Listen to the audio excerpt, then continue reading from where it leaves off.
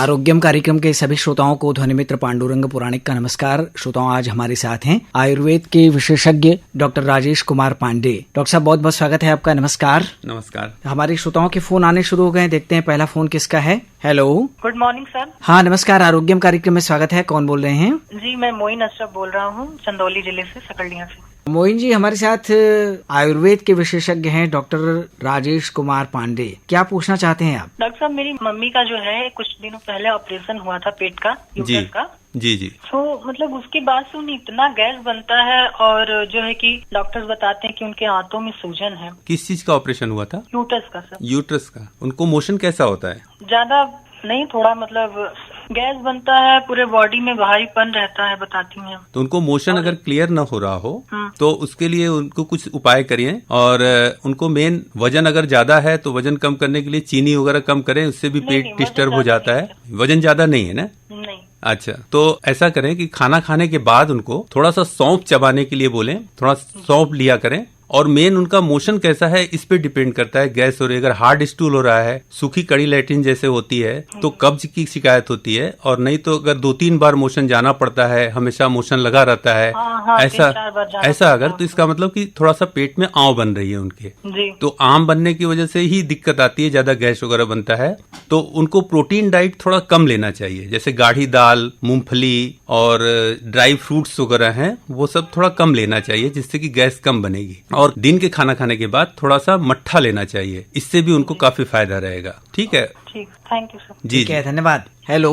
Hello doctor साहब, नमस्कार। नमस्कार, आरोग्यम कार्यक्रम में आपने फोन मिलाया है। आप अपना परिचय दीजिए। हाँ, हम जिला प्रतापगढ़ यूपी से बोल रहे हैं। गांव का नाम आसपुर देसर, तहसील पट्टी। मेरा नाम मीर सिंह है। सिंह साहब, पूछिए, क्या पूछना है आपको? सर, मुझे हमेशा कब्ज बनी रहती है जी। लैट्रिन कड़ी हो जाती है। जी। देखिए, अगर कब्ज बन रहा है और लैट्रिन कड़ी हो रही है, इसका मतलब कब्ज है ही है। कड़ी लैट्रिन होना कब्ज की निशानी है। ठीक है? तो आप जो है अपने दिनचर्या में पानी का ज्यादा से ज्यादा सेवन करें। पानी जरा ज्यादा पिए। पानी कम पीने से भी लैट्रिन कड़ी होती है। और अधिक से अधिक फाइबर का प्रयोग करें। फाइबर मतलब जो रेशेदार अन्न है, जैसे अंकुरित दाल है, सलाद है, फल हैं सारे, ये सब चीजों का सेवन ज्यादा से ज्यादा करें। और पानी खूब पिएं, जिससे आपको लैट्रिन कड़ी नहीं होगी। क्योंकि लैट्रिन कड़ी होने का मतलब, कब्ज होने का मतलब है कि फिर आगे और भी चीजें हो जाती हैं। तो इसका आप जरूर। शुगर भी है डॉक्टर साहब, शुगर की दवा भी खाते हैं, तो शुगर की दवा खाने से कब्ज और जी।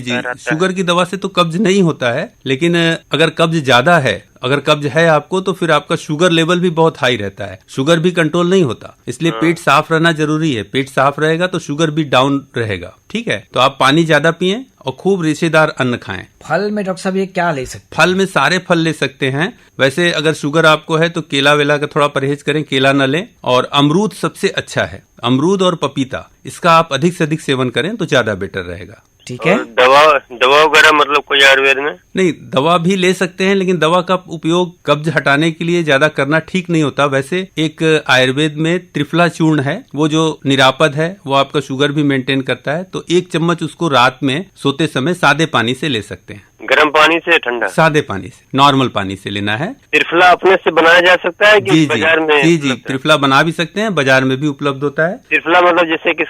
हरड़, बहेड़ा और आंवला, इन तीनों को बराबर मात्रा में पाउडर कर लेते हैं तो त्रिफला तैयार हो जाता है। इसका 1 चम्मच चूर्ण रात में लेना चाहिए सोते समय। और भी कुछ लेना, जैसे मतलब होता है, कौन सा पत्ती आती है ना, तो सनाय पत्ता। सनाय पत्ती तो सारे जो है, जो पैरागेटिव चूर्ण मार्केट में उपलब्ध है, सब में सनाय पत्ती होता है, तो उसका सेवन ज्यादा नहीं करना चाहिए। जी, आप त्रिफला चूर्ण ले सकते हैं, बस यही आपके लिए सबसे अच्छा है। इससे आपका शुगर भी मेंटेन रहेगा। ठीक है, धन्यवाद। हेलो। हाँ नमस्कार, आरोग्यम कार्यक्रम है। आप परिचय दीजिए। कौन? आजमगढ़ जिला के बेला गांव से नागेंद्र सिंह बोल रहा हूँ। हाँ नागेंद्र जी, हमारे साथ आयुर्वेद के विशेषज्ञ हैं डॉक्टर राजेश पांडे। क्या पूछना है आपको? पूछिए। डॉक्टर साहब, ऐसा है कि मेरा पेट साफ नहीं होता है। लैट्रिन कैसी होती है आपको? लैट्रिन वैसे सूखी होती है, और नहीं तो मैं चूर्ण लेना पर अगर नहीं लूँ जी, लैट्रिन होगी नहीं, बिल्कुल सूखी होती नहीं। तो लैट्रिन अगर सूखी होती है तो थोड़ा सा पानी की मात्रा आप बढ़ाएं, पानी ज्यादा से ज्यादा पिएं, तो उससे ठीक रहेगा। और खूब फाइबर फूड खाइए, मतलब रेशेदार जो अन्न है, फल है, सलाद है, ये सब ज्यादा से ज्यादा खाइए, तो आपको लैट्रिन ठीक होगी। तो उससे आपका एकदम स्वास्थ्य सही रहेगा। आयुर्वेद में कहा गया है ना कि हित भुक, मित भुक, शाक भुक। तो शाक भुक मतलब कि रेशेदार अन्नों का अधिक से अधिक सेवन करना। रेशेदार जो है, जो खाने के पदार्थ हैं वो ज्यादा लिया जाए। सलाद वगैरह ज्यादा खाइए, पानी खूब पीजिए, तो इससे आपका लैट्रिन ठीक होगी। डॉक्टर साहब, ये दलिया ले सकते हैं? हाँ, गेहूं की दलिया आप ले सकते हैं, और ओट्स भी ले सकते हैं। ओट्स भी बहुत अच्छा है, फाइबर ज्यादा होता है इसमें। सारे फल आप खाइए, सब मिक्स फल खाइए। डॉक्टर साहब, पानी पीने की बात आपने कही जी, तो पानी भोजन के दौरान कई लोग बहुत सारा पानी पी लेते हैं। जी, भोजन के तुरंत बाद पानी नहीं पीना चाहिए। भोजन के कम से कम 1 से 1.5 घंटे बाद पानी पीना चाहिए। भोजन जो है, अगर तुरंत भोजन के बाद पानी पीते हैं तो उससे मंदाग्नि उत्पन्न हो जाती है। तो वो जो है, आपको कम से कम पानी लेना चाहिए, एक एक घूंट। जैसे कहा है ना कि भोजनांते च किम पेयम तक्रम शक्रस्य दुर्लभम, तक्र पीना चाहिए भोजन के अंत में, मट्ठा पीना चाहिए जी, ऐसा बोला गया है। मेरे भाई हैं जी, उनको पेचिस की शिकायत है बहुत दिन से। पेचिस की जो शिकायत है, यह ज्यादातर लोगों में, हम लोग के जो ये उष्णकटिबंधीय देश हैं, मतलब हम लोग जिस क्षेत्र में रहते हैं उष्णकटिबंधीय है, तो इसमें पेचिस की शिकायत बहुत सारे लोगों को होती है। तो हम सभी के लिए ये चीज बताना चाहते हैं कि एक तो ये कि प्रोटीन डाइट थोड़ा कम लिया जाए, प्रोटीन बहुत रिच प्रोटीन न लिया जाए। दूसरा, बाहर का पानी, जो हम लोग बाहर का पानी इधर उधर का पीते रहते हैं, साफ पानी पिया जाए या उबला पानी पिया जाए। जिनको भी पेचिस की शिकायत है उनको उबला पानी पीना चाहिए। और एक फार्मूला हम सभी के लिए बताना चाहते हैं, सभी लोग नोट भी इसको कर सकते हैं। एक फार्मूला बहुत ही अच्छा है आयुर्वेद में, जिसमें आप चाहें तो सभी लोग नोट कर सकते हैं इसको, कि जीरा, सौंफ और बेल की गुद्दी आती है, सूखा हुआ बेल की गुद्दी, और कुटज एक जड़ी होती है, कड़ुआ कुटज, ये सब बराबर मात्रा में मिला के पाउडर कर लें। और जितनी मात्रा में पूरा पाउडर बनाने के बाद होता है, उतनी मात्रा में इसमें इसबगोल की भूसी मिला लें और इसको मिला करके रख लें। रोज 1 चम्मच रात में सेवन करें तो इससे बहुत फायदा रहता है। पेचिस की बहुत अच्छी दवा है ये, और इसको लॉन्ग टर्म तक, बहुत लंबे दिनों तक सेवन किया जा सकता है। इससे कोई हानिकर प्रभाव नहीं होता है।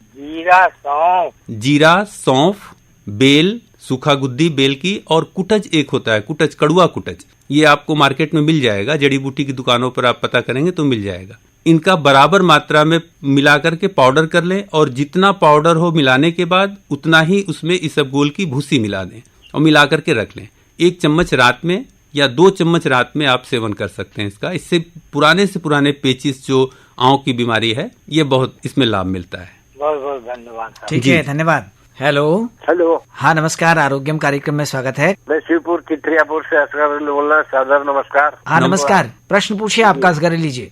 डॉक्टर साहब नमस्कार। नमस्कार, बताएं। सर, मेरे भाई को पेट का प्रॉब्लम है। उनको क्या है, तो खाने के बाद उनको लैट्रिन जाना होता है। जी। और दिन में 3-4 बार, बल्कि उससे ज्यादा लैट्रिन होता है। जी। और लैट्रिन होगा तो थोड़ा थोड़ा लुड होगा जी, और वो थोड़ा करके होता है, एक साथ। जी। उनको टॉयलेट नहीं होता है, थोड़ा होता है। उनको भी पेट में आंव की शिकायत है, इसका मतलब? ठीक है, नहीं, आंव नहीं होता, वो नॉर्मल होता है। आंव में तो मतलब डॉक्टर खून या नहीं, वही आंव नहीं होता, अमीबेक डिसेंट्री होती है। ये क्रॉनिक होता है, और खाना खाने के बाद लैट्रिन होना या कहीं, ये साइकोलॉजिकल थोड़ा सा हो जाता है। इसको आईबीएस बोलते हैं, आधुनिक चिकित्सा में आईबीएस बोलते हैं, इरिटेबल बाउल सिंड्रोम जिसको बोलते हैं। तो इसमें बार बार लैट्रिन लगने की बीमारी होती है। देखिए, एक फार्मूला ये है कि सौंफ ले लें, सौंफ, जीरा, बेल और कुटज, एक कड़ुआ कुटज आता है। अच्छा। तो ये चारों एक बराबर मात्रा में पाउडर कर लें, ठीक है।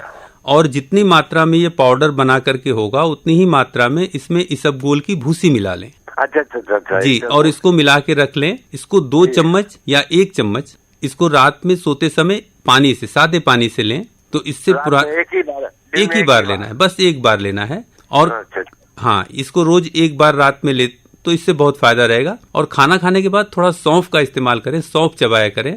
दूसरा और एक चीज कर सकते हैं कि मट्ठा लें, दिन के खाना खाने के बाद मट्ठा जरूर लें, इससे फायदा मिलेगा। मट्ठा रात को पीने से रात में नहीं, रात में दही का निषेध है। आयुर्वेद में दही का निषेध करते हैं रात में, चूंकि अभिसंधि होती है दही, तो इसलिए जो है दिन के खाने के बाद मट्ठा ले लेंगे। खाना खाने के बाद मट्ठा पिया जाए तो ज्यादा लाभकर होता है। जी। अच्छा जी, ठीक है, बहुत बहुत धन्यवाद। हेलो, नमस्कार, आरोग्यम कार्यक्रम में स्वागत है। जी सर, वो पेट की समस्या के लिए भी बता रहे हैं। हाँ, आप कौन बोल रहे हैं, पहले बताइए। हम जी रामकृष्ण अवस्थी बोल रहे हैं, नवगढ़ चंदौली जनपद से। अच्छा, पेट से जुड़ा क्या प्रश्न है आपका, पूछिए। ऐसा है जी ना जी कि पेट हमारा साफ नहीं रहता है, जिसकी वजह से हम काफी परेशान हो गए हैं। पेट साफ नहीं होता, इससे क्या मतलब है कि कैसी आपको लेट्रिन कैसी होती है? ये लेट्रिन तो कभी ढीली कभी सूखी, बहुत सूखी तो नहीं रहती है लेकिन ढीली रहती है। आपको कई बार जाना पड़ता है? हाँ, जैसे कि सुबह हम 4-4:30 बजे भोर में जाते हैं, इसके बाद फिर गर्म पानी पी करके ही जाते हैं भोर में भी, और फिर 1-1.5 घंटे के बाद फिर दोबारा जाना पड़ता है, फिर पानी पी करके तब दोबारा जाते हैं, फ्रेश होते हैं, इसके बाद नहाते वाते हैं, चाय वाय पीते हैं अपना पूजा पाठ करके। जी जी, तो आपका जो है ऐसा है कि आप अपने पूरे दिनचर्या में पानी का सेवन थोड़ा सा ज्यादा करें, पानी खूब पिया करें, और प्रोटीन डाइट थोड़ा कम करिए। आप गाढ़ी दाल जैसे मूंगफली वगैरह जो गरिष्ठ भोजन है यह कम करें। गरिष्ठ भोजन तो नहीं खाते हैं, वैसे रोटी सब्जी दाल वगैरह खाते हैं, कभी जी जी चावल भी खा लेते हैं। जी जी, चावल से कोई दिक्कत नहीं है। और खाना खाने के बाद आप जो है मट्ठा थोड़ा सेवन किया करें, मट्ठे का सेवन करें खाना खाने के बाद दिन में, तो उससे आपको फायदा रहेगा। ये बहुत ही अच्छा वो है, इससे जो है पूरे जो है आंत में जो है अच्छे बैक्टीरिया डेवलप होते हैं जो कि फायदा करते हैं। तो ये आप मट्ठा ले सकते हैं, सौंफ ले सकते हैं, सौंफ खाना खाने के बाद चबा सकते हैं। और रात में खाना जल्दी से जल्दी खाइए, 8 बजे तक भोजन कर लीजिए। हाँ, भोजन तो शाम को हो जाता है, जी 8 बजे तक भोजन कर ले तो इससे आपको फायदा मिलेगा। और अभी हमने 1-2 लोगों को और भी बताया है एक फार्मूला, वो फार्मूला आप यूज कर सकते हैं, उसको बना करके घर में आप प्रयोग कर सकते हैं। या आप सिर्फ इसबगोल की भूसी भी रात में 1 चम्मच लें तो उससे भी आपको फायदा मिलेगा। इसबगोल की भूसी, इसबगोल की भूसी कैसे लेना है डॉक्टर साहब, बता दीजिए। इसबगोल की भूसी 1 चम्मच ऐसे ही आप फाँक करके उसको पानी पी सकते हैं, या फिर किसी पानी के ठंडा सादे पानी में, और या इसको फिर पानी में मिला करके भी आप ले सकते हैं। अच्छा जी, ठीक। धन्यवाद।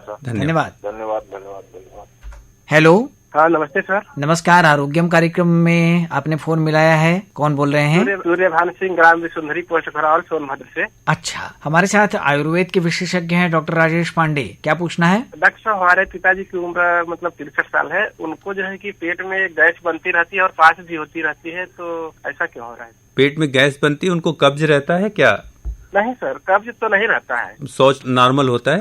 हाँ नॉर्मल होता है, लेकिन ये गैस बनती रहती है, पास होती रहती है, यही है उनको समस्या। उनका खाने पीने पर थोड़ा सा देखिए, खाना पीना उनका कैसा चल रहा है। बहुत गरिष्ठ भोजन, बहुत तेल मसाले वाला भोजन न खाएं, वो पानी खूब पिएं, और फल का सेवन जरा सा ज्यादा करें। क्योंकि 63 साल उम्र है उनकी, तो अब फल वगैरह थोड़ा ज्यादा लेना चाहिए, उससे पेट साफ रहेगा, गैस भी कम बनेगी। रात में फाइबर न लें, अगर ज्यादा गैस बन रही है तो जो रेशेदार चीजें होती हैं, सलाद वगैरह रात में ज्यादा न लें, तो उससे भी फायदा रहेगा। प्लस उनको आप ये कर सकते हैं कि आप सौंफ का थोड़ा सेवन करवाइए, उनको खाना खाने के बाद सौंफ का सेवन करें। अच्छा, सुबह सर कि शाम में? दोनों समय खाना खाने के बाद 1 चम्मच सौंफ चबा करके खाएं, इससे फायदा मिलेगा। और अगर आपको गैस के लिए थोड़ा सा और चाहिए तो आप 1 टुकड़ा अदरक खाना खाने से जस्ट पहले आप खा करके चबा के फिर खाना खाएं, तो इससे फायदा मिलता है, गैस में इससे बहुत आराम मिलेगा। 1 टुकड़ा अदरक, छोटा सा अदरक। उबाला पानी पीते हैं तो? उबला पानी तो ठीक है, कोई दिक्कत नहीं है, जिनको जैसा अभ्यास होता है उबला पानी या नॉर्मल पानी लिया जा सकता है, उससे कोई इसमें दिक्कत नहीं है। अच्छा जी, धन्यवाद सर। ठीक है, धन्यवाद। हेलो,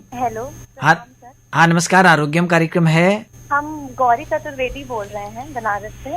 अच्छा, डॉक्टर राजेश पांडे जी हमारे साथ हैं, बताएं। सर, मेरी प्रॉब्लम ये है कि हम जब भी कुछ तला भुना या हल्का सा भी मसालेदार खाना खाते हैं तो मेरे पेट में दर्द शुरू हो जाता है, और ऐसे भी अक्सर शाम में दर्द रहता है, तो सर इसके लिए कुछ बताइए। देखिए, तला भुना खाने से तो प्रॉब्लम होती ही है। आपकी उम्र क्या है? सर मेरी उम्र 21 साल है। 21 साल, तो आप जो है बहुत फास्ट फूड वगैरह खाती हैं, या बहुत सारे चिप्स वगैरह जो है जो फास्ट फूड में आते हैं, ये सब चीजें अगर खाया जाए तो इससे जो है बहुत गैस बनती है और कब्ज रहता है पेट में। तो इसका आप परहेज करें, सादा खाना खाएं और सही टाइम पे खाएं। हमारे यहाँ आयुर्वेद में बताया गया है कि हिताहार और मिताहार। हिताहार यानी कि जो आपके लिए हितकर हो, जैसे आपको शुगर है तो आप चीनी वगैरह ना खाएं, वो आपके लिए अहितकर होगा। तो हिताहार और मिताहार यानी कि समय से खाएं और सही मात्रा में खाएं। बहुत स्वादिष्ट चीज है तो खूब ढेर सारा पेट में न डालें, कम से कम खाएं। मतलब भोजन की मात्रा सही हो और टाइम सही हो, सही समय पर भोजन करें तो इससे आपको फायदा मिलेगा। दिनचर्या अपनी थोड़ा सा व्यायाम करें, दिनचर्या को ठीक रखें तो इससे फायदा मिलेगा। पानी खूब पिएं, इससे आपको फायदा मिलेगा। जी सर, धन्यवाद। और अगर पेट में थोड़ा सा दर्द अगर महसूस होता है तो उसके लिए 1 चम्मच अजवाइन चूर्ण थोड़े से गुनगुने पानी से लेने से फायदा मिलता है। जी सर, ठीक है, धन्यवाद। धन्यवाद। हेलो। हाँ सर, नमस्कार। नमस्कार। नमस्कार। आरोग्यम कार्यक्रम, आप परिचय दीजिए अपना। हम मुन्नी लाल बोल रहे हैं, सुल्तानपुर से, अलीपुर ग्राम है। अच्छा जी डॉक्टर साहब प्रणाम। प्रणाम, बताएं। हम डॉक्टर साहब जानना चाह रहे हैं, हमारे हेपेटाइटिस बी है, तो क्या सर इसका कोई आयुर्वेद इलाज है? हेपेटाइटिस बी का तो देखिए कुछ वैक्सीन आते हैं और एंटीवायरल कुछ दवाइयां आधुनिक चिकित्सा में चलाई जाती हैं, तो उसका हो सकता है आप सेवन कर रहे हो। और आयुर्वेद में जो है इसके लिए जो बहुत अच्छी चीजें हैं, इसमें आप एक आसव आता है, कुमारी आसव, कुमारी आसव का सेवन कर सकते हैं। और पुनर्नवा रिष्ट, इन दोनों का बराबर मात्रा में 4-4 ढक्कन मिला करके। आपको शुगर तो नहीं है? जी नहीं सर, शुगर नहीं सर। अच्छा, शुगर नहीं है तो आप इसका सेवन खाना खाने के बाद कुमारी आसव और पुनर्नवा रिष्ट, इन दोनों को 4-4 ढक्कन मिला के और उसमें 8 ढक्कन पानी डाल करके खाना खाने के बाद दोनों समय सेवन करें। इससे आपको फायदा मिलेगा। ये कंट्रोल रखता है काफी वायरस को। निगेटिव तो नहीं आएगा सर? निगेटिव जैसे आ जाए तो? देखिए, एक बार अगर ये पॉजिटिव हो जाता है तो इसका निगेटिव होना बहुत मुश्किल होता है, जल्दी नहीं होता, लेकिन इससे आपको कोई परेशानी भी नहीं होगी। अच्छा। आप बिल्कुल स्वस्थ रहेंगे। अपना दिनचर्या ठीक रखें, खान पान अच्छा रखें, स्वस्थ दिनचर्या, स्वस्थ खान पान का अगर प्रयोग करेंगे, कोई आपको कभी परेशानी नहीं आएगी। एकदम इससे डरने की जरूरत नहीं है। जी सर। नहीं साहब, लोग कहते हैं मतलब लीवर खराब करता है, कैंसर हो जाता है, हो जाता है। नहीं, आप अपना स्वास्थ्यकर दिनचर्या रखेंगे, खान पान ठीक रखेंगे, खूब फल, सलाद, हरी सब्जी का सेवन करेंगे, टाइम से खाएंगे, टाइम से सोएंगे, तो इससे कोई परेशानी आपको कभी नहीं होगी। डॉक्टर साहब, इनको खाने में परहेज क्या करना चाहिए? परहेज आपको जो है तेल, घी और बहुत मसालेदार सामान का बिल्कुल परहेज करना चाहिए। तेल, घी ज्यादा नहीं लेना चाहिए। वजन को अपने कंट्रोल में रखना चाहिए। तो घी, तेल, मीठा, इन 3 चीजों का परहेज जरूर करें आप। बिल्कुल इसको न लें तो बहुत फायदा रहेगा आपको। तेल तो साहब नहीं चल सकता, क्योंकि एक दिन का है नहीं। सब्जी, हम तो थोड़ा गरीब आदमी भी हैं, सब्जी खाना ही पड़ता है सर। नहीं, सब्जी खाते हैं तो जैसे सब्जी बनाने में 2 चम्मच पूरे परिवार के लिए यूज होता है, तो बहुत हिस्से में आपके कम आएगा, उसकी बात नहीं है। तेल, घी न खाने का मतलब कि पूड़ी, पराठा और बहुत तली भुनी चीजें, ये सब चीजें नहीं खाना चाहिए। जी सर। जी। और मीठा नहीं खाना साहब एकदम से? जी, मीठा कम खाएंगे, मीठा बिल्कुल रोकेंगे तो आपका वजन कंट्रोल में आ जाएगा। जी सर। जी, ठीक है, धन्यवाद। हेलो। हेलो। हाँ नमस्कार, आरोग्यम कार्यक्रम में स्वागत है। वाराणसी पहाड़िया अशोक विहार कॉलोनी फेज 2 से श्रोता दंपति अनिल रमा गुप्ता गौन। जी जी, प्रणाम। आप दोनों लोगों को प्रणाम। सर डॉक्टर साहब, ऐसा है कि मुझे तो थोड़ा ये जिज्ञासा रहती है कि आयुर्वेद में अक्सर ये चर्चा होती है वात, कफ और पित्त की। जी जी। मतलब सभी बीमारियों की जड़ तो मेरे समझ में पेट से ही निकलती। जी जी। तो वात, कफ और पित्त के बारे में आप क्या मतलब बताना चाहेंगे? कुछ समझ में आए लोगों को कि है क्या चीज वात, कफ और पित्त? देखिए, वात और कफ और पित्त, ये जो एक तो वात का मतलब तो वायु आप समझ ही रहे हैं। कफ को लोग ऐसा समझते हैं कि वो जो कफ खांसी में आता है कफ, उस कफ को कहते हैं, लेकिन ऐसी बात नहीं है। उस कफ से इसका मतलब नहीं है वात पित्त कफ में। कफ जो अपना जो तरल पदार्थ है, जो शरीर की स्निग्धता है, जो गीलापन है, ये सब कफ के गुण होते हैं। तो ये कफ है। और जो अग्नि बल है, जो टेम्परेचर है बॉडी का, अग्नि है, जठराग्नि है, जो पाचन क्रियाएं करती हैं, जो पाचन तंत्र में जो पाचक रस जो उत्पन्न होते हैं, ये सब पित्त के गुण होते हैं। और वायु तो वायु समझ ही रहे हैं, सारी वायु जितना भी हम लोग वो कर रहे हैं, ये वायु है। तो इनका बैलेंसिंग, ये जो सम मात्रा में रहता है, तो इसको स्वास्थ्य कहते हैं। सम दोषः समाग्निश्च सम धातु मल क्रिया प्रसन्नात्मेन्द्रिय मनः स्वस्थ इत्यभिधीयते। मतलब उसका आत्मा, इंद्रिय और मन भी प्रसन्न हो और ये सब सम मात्रा में हो, बैलेंस में हो, तो उसको स्वस्थ कहते हैं। इसी तरह और भी है कि जो हम लोग भोजन वगैरह लेते हैं, तो इतना इसके पथ्य जैसा जो अल्पाहार और बहुत सुपाच्य भोजन लेते हैं, तो इसके लिए कहा है कि पथ्यासत गदार्थस्य किम औषध निवेशनई।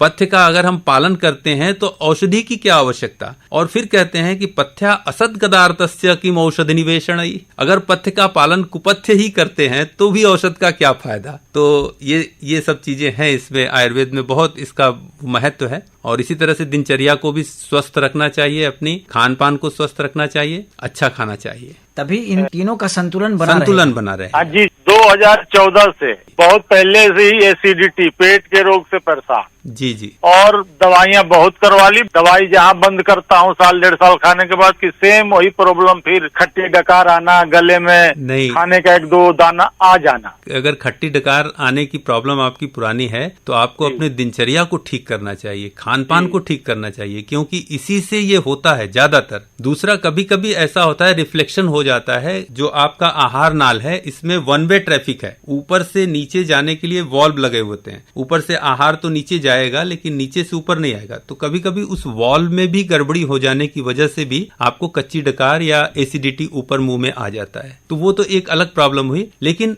90% लोगों में हमने ये देखा है कि खान पान और उनकी दिनचर्या गड़बड़, तनाव भी इसका बहुत बड़ा कारण है, एसिडिटी का। तो इन सब से तनाव से बचें, अपनी दिनचर्या को ठीक रखें और खान पान बहुत अच्छा संतुलित करें, रात में बहुत देर न जगें और बहुत रात में खाना न खाएं। ये सब चीजों का अगर आप परहेज करते हैं तो आपको एसिडिटी से बिल्कुल निजात मिल जाएगी। दिनचर्या आपने कहा डॉक्टर साहब व्यवस्थित रखें, खान पान अच्छा रखें, क्या करना पड़ेगा दिनचर्या में? देखिए, सबसे अच्छा तो यह है कि सुबह जल्दी से जल्दी उठा जाए, उसके बाद पानी पिया जाए सुबह उठ करके।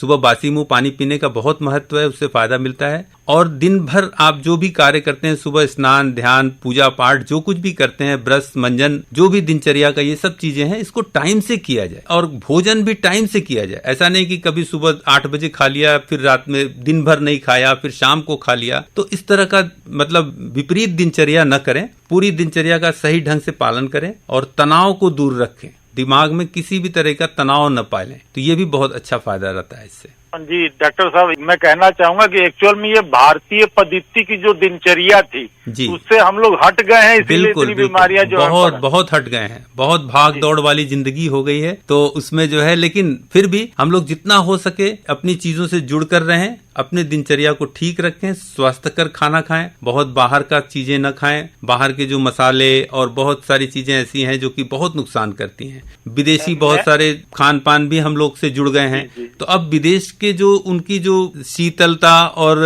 उष्णता जो है, वहाँ बहुत ठंडे प्रदेश हैं, वहाँ जो खान पान है वो अगर हम अपनाने लगेंगे तो हम लोग उसको नहीं ठीक कर पाएंगे। तो इसलिए देश, काल, मात्रा, सब चीजों का इसमें वर्णन है आयुर्वेद में, तो ये सब चीजें भी देख करके भोजन करना चाहिए।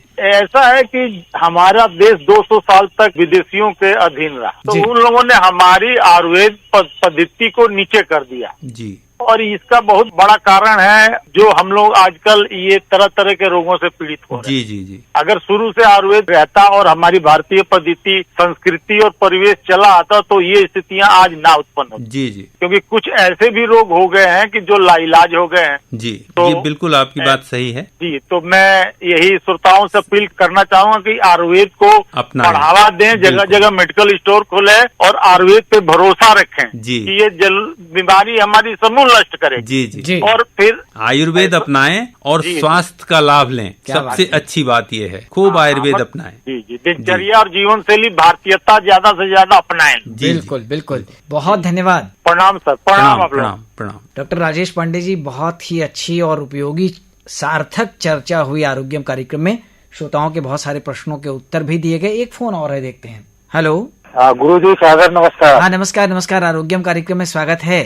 मुश्ताक अहमद कचगांव जौनपुर से। जी मुश्ताक जी, बताएं। डॉक्टर साहब, हम सुनते हैं कि आहार ही उपचार है जी, और सारे रोगों का जड़ जो है पेट है, तो हमारी आहार चर्या कैसी हो जो कि इन सब रोगों से हमको निजात मिले? आहार तो मुख्य है ही है, चूंकि आहार में ही प्राण है। आजकल तो इस समय तो हम लोग का शरीर जो है उसका मूल आहार ही है, और औषधि तो बहुत थोड़ा सा लेते हैं। और देखिए आहार हम लोग कितना ज्यादा लेते हैं, तो हम लोग जो पेट में डाल रहे हैं, अपने शरीर में डाल रहे हैं, इसको देखें, सोचें, समझें कि ये हमारे शरीर के लिए फायदेमंद है कि नहीं। अब कोई शुगर का रोगी है और चीनी का शरबत पिए तो वो तो अच्छी बात नहीं है। तो इसलिए आहार बिल्कुल आपका अच्छा होना चाहिए। और जो हम लोग की भारतीय आहार है, दाल, चावल, रोटी, सब्जी, ये संपूर्ण आपके लिए न्यूट्रिशन का कार्य करता है। इसमें दूध, दही, ये सब चीजें संपूर्ण जो है हमें हमारे शरीर को पुष्ट करने करने के लिए पोषण का कार्य करता है। तो इसका ही सेवन करना चाहिए। बहुत मिर्चा मसाला, मिर्चे मसाले का भी सेवन सबके लिए ऋतुचर्या का विधान है। किस ऋतु में, जैसे बहुत ठंडा है तो उस समय आप मिर्चे मसाले का प्रयोग, घी तेल का प्रयोग कर सकते हैं। जैसे वर्षा ऋतु है,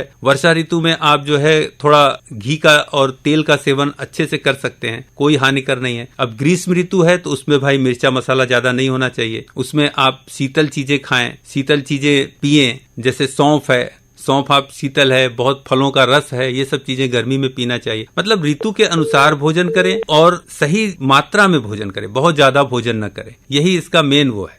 बहुत बहुत धन्यवाद। और अब डॉक्टर राजेश पांडे जी, आपको आपकी पसंद का एक गाना सुनवाना है। कौन सा गीत है आपकी पसंद का, बताइए। लता जी का देशभक्ति जो ऐ मेरे वतन के लोग। तो लता जी की गाई ये अमर कृति है, बहुत अच्छा, ये गीत हमें बहुत अच्छा लगता है लता जी का, ये आप सुनवा दें। तो आजादी का अमृत महोत्सव है, हम इस अवसर पर अपने उन तमाम शहीदों को नमन करते हुए यही गीत पहुंचाते हैं। और अब आकाशवाणी वाराणसी की ओर से, तमाम सुनने वालों की ओर से आयुर्वेद के विशेषज्ञ डॉक्टर राजेश कुमार पांडे को धन्यवाद दे देते हैं। अगले सप्ताह एक नए विषय के साथ, एक नए विशेषज्ञ के साथ हम आरोग्यम लेकर फिर उपस्थित होंगे। तब तक के लिए ध्वनि मित्र पांडुरंग पुराणिक को अनुमति दीजिए। नमस्कार। नमस्कार। मेरे वतन के लोगों, जरा आँख में भर लो पानी, जो शहीद हुए हैं उनकी जरा याद करो कुर्बानी।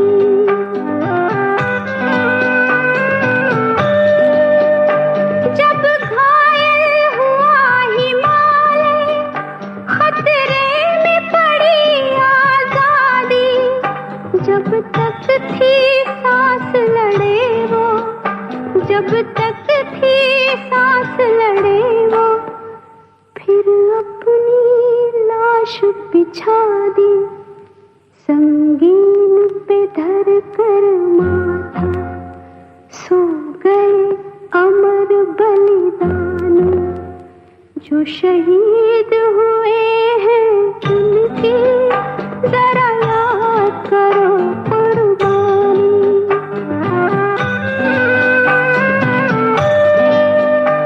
जब देश में थी दिवाली, वो खेल रहे थे होली, जब हम बैठे थे घरों में, जब हम बैठे थे घरों में, वो झेल रहे थे गोली, थे धन्य जवान वो अपने, थी धन्य वो उनकी जवानी, जो शहीद हुए हैं उनकी जरा याद करो कुर्बानी। कोई सिख कोई जाट मराठा, कोई सिख कोई जाट मराठा, कोई गुरखा कोई मदरासी, कोई गुरखा कोई मदरासी, सरहद पर मरने वाला, सरहद पर मरने वाला, हर वीर था भारतवासी, जो खून गिरा पर्वत पर, वो खून था हिंदुस्तानी, जो शहीद हुए हैं उनकी